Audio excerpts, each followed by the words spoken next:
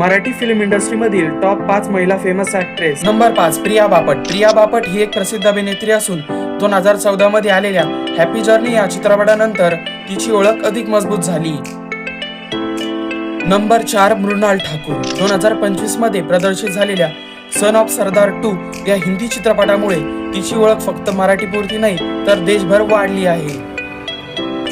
Number 3 Amruta Khanvilkar. Chandramukhi चित्रपटातील चंद्रा या गाण्यानंतर Amruta खानविलकरची style आणि अभिनय सोशल मीडियावर मोठ्या प्रमाणात व्हायरल झाले.